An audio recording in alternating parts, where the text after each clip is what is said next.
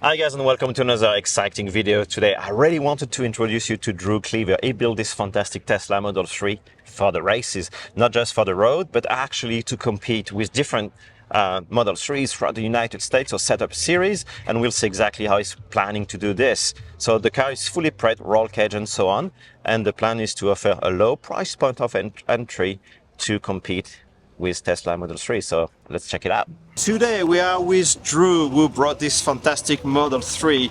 It's quite an unusual one, not just because of the color, but it is a fully prepped race car, isn't it? Yeah, it's fully track prepared. So Spec Tesla Cup is a concept that I've been developing for about the past 5 years now, which is an entry-level touring car series targeted at young juniors coming out of karting, looking for their first sports car drive. MX-5 Cup is now about 100 grand just for the car.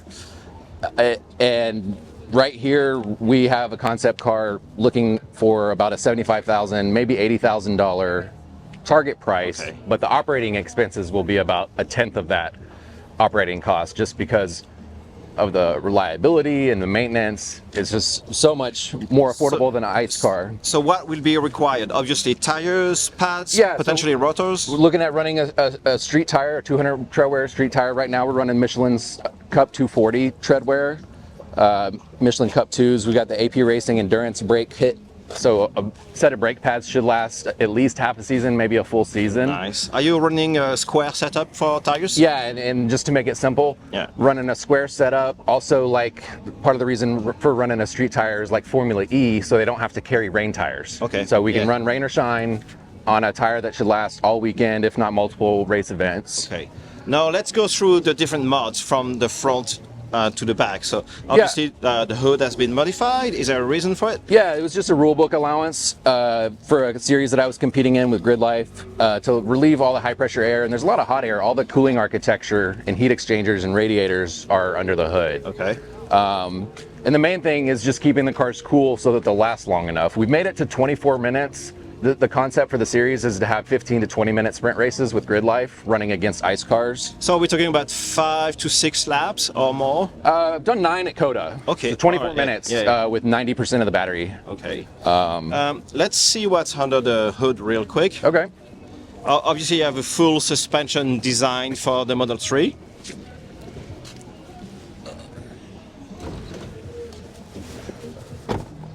So yeah, full suspension.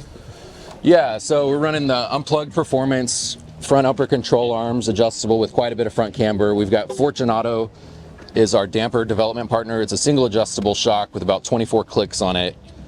Super comfortable on a road trip, dial it up. It's great on the racetrack. And affordable, rebuildable, great customer service at Fortunato.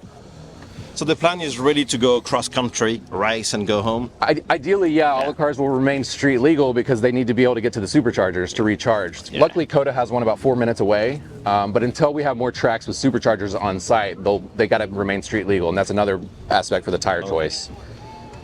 All right, let's see the interior.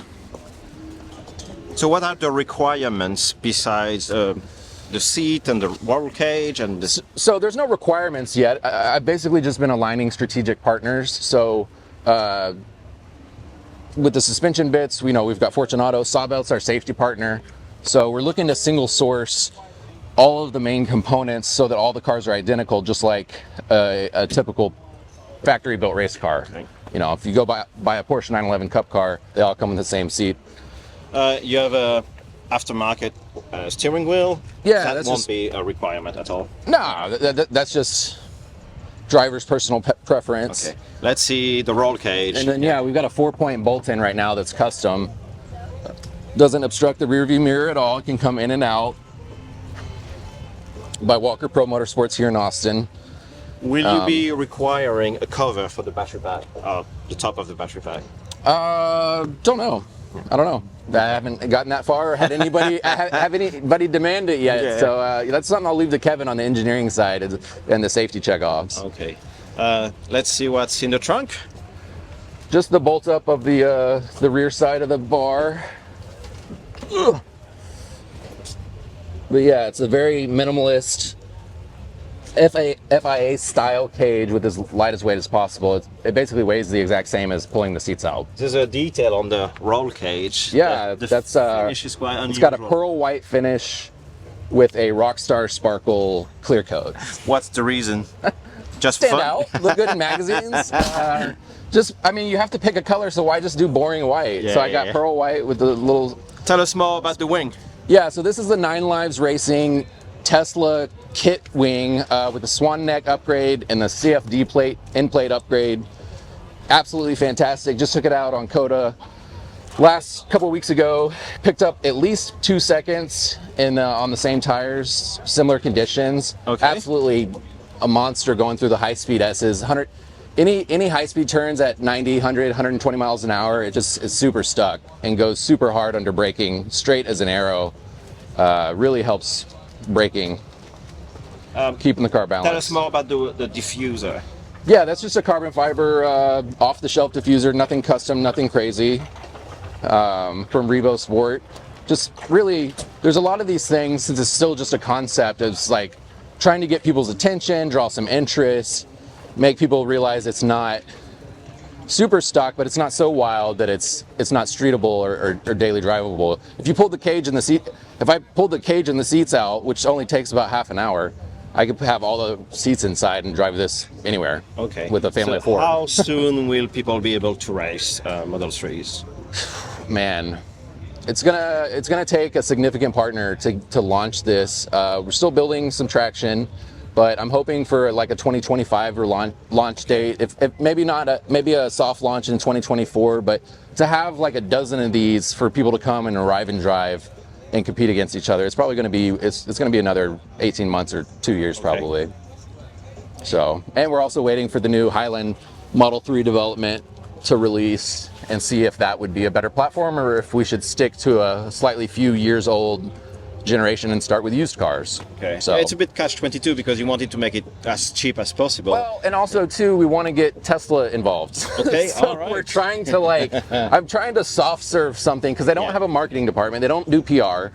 They're just now starting to realize that they need both of those. And so basically what I'm trying to do is serve up a business plan, a marketing plan, a hospitality plan that's basically all organized and sorted out, just lacking funding and OEM support. So yeah, I'm trying to build something that if I build it, they will come because it's already turnkey and ready to go. Turnkey, yes, yeah. Make it easy for them. Could we go back through the process of building this car? I know you had another Tesla before. Right, so I started out with a 2019 Performance Model 3, which everyone assumes this is. Oh, you got the fastest one, right? And I bought the base model to have as a rental car for Churro. I was going to do it. But I took the base model car, rear-wheel drive, to the racetrack at the same time as my fully prepared, similarly prepared to this, performance, and it wasn't that much slower because it's about 600-700 pounds lighter. Okay, yeah. There's no front motor, so it's more balanced. It has a better center of gravity. And I find it just way more fun to drive. Okay. And it doesn't produce as much heat or burn as much energy, so you spend more time on the track and less time charging. Okay. So I find it, people, oh, it's fast, fast, fast. And I'm like, if you want an enjoyable track day, if you actually want to have fun and not just compare yourself to all your other buddies, this is the one to have. It's way more pleasurable driving experience. Do you fine-tune the traction system by any chance? By fine tune, yes, it's gone. Yeah. How easy or how hard is So it? there's no track mode on the base model or the rear-wheel drive cars, the non-all-wheel drive performance models. So yeah, I use the Engine X, which is a Canadian group, and they have a little plug-and-play module that broadcasts its own Wi-Fi signal, and you go to a web page and you can toggle the traction control, the regen, battery heating, all sorts of different parameters that you have to pay. You can turn on the heated seats that you didn't pay for. Okay. You can turn on the ambient lights that you didn't pay for. If you want Tesla to work with you, you can only do so much to the cars. Yeah. We need Tesla to come out with an actual good track mode. That's what we need. The wheels, ideally you want to find a partner for wheels. Yeah, we need a wheel partner still. I've been running Koenig wheels for about 5 years now, and I love them. They're light, they're cheap, they're strong. But I don't have any deal with them or anything. Okay. And they fit the Tesla, so they've been an easy wheel choice for me. I'm running 19 by 10.5. Okay. About a plus 23 or plus 25 offset, depending on which model I'm running. And then I run anywhere from a 275 up to about a 295 width. And should you go for the new Model 3, what will happen to this one? Probably need to sell it. I want to keep it forever and ever as my first little concept car or whatever, but I need to sell it to keep everything else moving forward. All right. So do you have a website for the series, for the builds? Yeah, the website right now is specteslacup.com. It needs an update. And then my other budding concept is tesloco.com, TESLOCO. I think it sums it up, Tesloco. Yeah, so essentially Tesloco is my business plan to open up like a wheel and tire and performance EV focused shop, obviously with main focus on Teslas. Okay. And then the reason for establishing that shop is to support the eventual race series. Okay. Do you have any partners you wanted to give a shout out to? I just really appreciate Michelin Tire, Sawbelt America, Nine Lives Racing, Walker Pro Motorsport, Fortune Auto, Hand-Built Suspension, AP Racing, Essex and the brakes, Rishi Garg over at ZevCentric's been a big help in all of this. Unplugged Performance has been a helpful partner in the past. And yeah, that's about it. All right, so we really look forward to seeing the series start up in 2025, potentially with the new Highland Model 3. Yeah. And we'll be there to test it. Yeah, and then we can always duplicate the same business model for like a plaid class. Yeah. But you want to keep Tesla? Yeah, I do, just because I think it's going to be the most popular and the largest manufacturer for the next, maybe forever. So I kind of, I didn't really become a Tesla. I didn't do this as a Tesla fan. I saw this as an opportunity that this is going to be the most popular car. We should do a racing series based on it. All right. Do you know of anyone else working on the similar project? Yeah, there's a handful of folks all around the world actually. Quite a few in Europe have tried. I believe that I have by far the lowest entry price and operating forecast. A lot of people have gotten into like GT3 type builds with custom carbon bodywork and like very aggressive builds. This, I'm hoping to be able to run it for a couple seasons and still decommission it from a race car back into a street car and either sell it as a street car or compound it into it or build it into a rental fleet. Yeah. And so that's part of the reason why I'm having the service and maintenance shop doing wheels and tires. I grew up doing that at a Texaco station when I was a kid with Kevin, and that's one of the very few vehicle services that is still going to need continuous support. Okay. So is there I'm not really choosing the lane. I'm just trying to maximize the lane that I see ahead. Okay. And get my piece in the equation of things.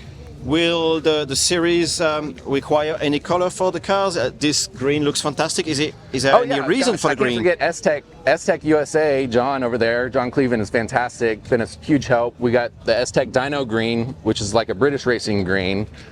It's hydrophobic. It's a combined PPF and color change all in one, so it's one installation, and it's got a 10-year warranty. It's made in South Korea. It's absolutely high quality film, and I met John at Electrify Expo last year. Okay.